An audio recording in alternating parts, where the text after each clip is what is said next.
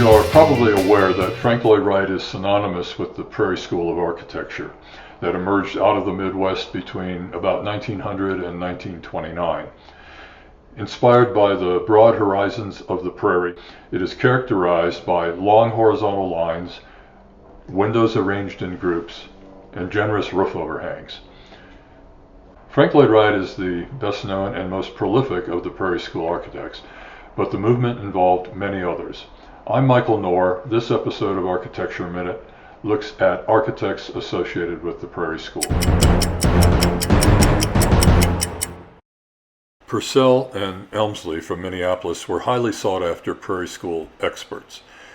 In their Adair house, we see strong Prairie School elements, though what is a bit surprising is the hat-like roof with its steep pitch.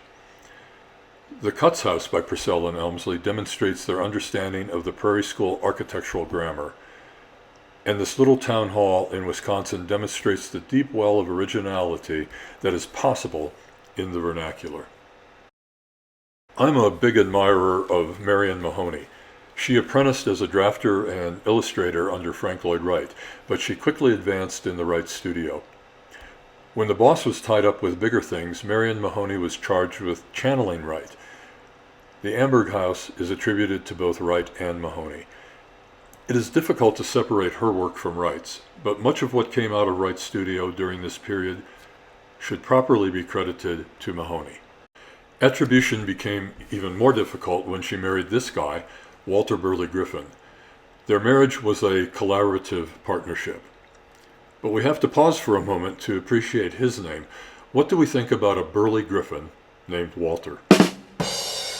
Anyway, as a team, Marion Mahony Griffin and Walter Burley Griffin put a unique stamp on the Prairie School genre. Then a remarkable thing happened. Griffin won the international competition for the design of a new capital for Australia. Upon this news, the Griffins moved down under. Besides working on the design for the capital, their Australian work ranged from this incinerator plant in Queensland to designs for Newman College in Melbourne, which some consider Griffin's finest work. But my favorite is the Capitol Theatre. With inventive ornament and creative lighting, it is a spectacularly original piece of architecture. Next up we have William Drummond.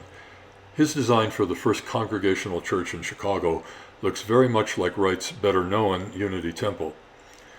Historians disagree on which way the influence went. Both projects were designed and built between 1905 and 1908.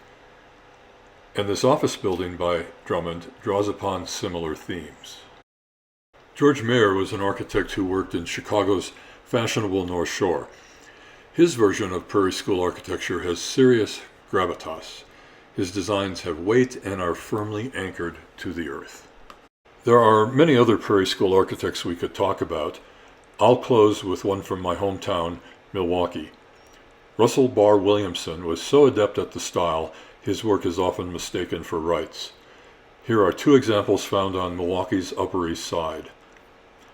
Williamson's work is delightful. They are among my favorite examples of Prairie School architecture.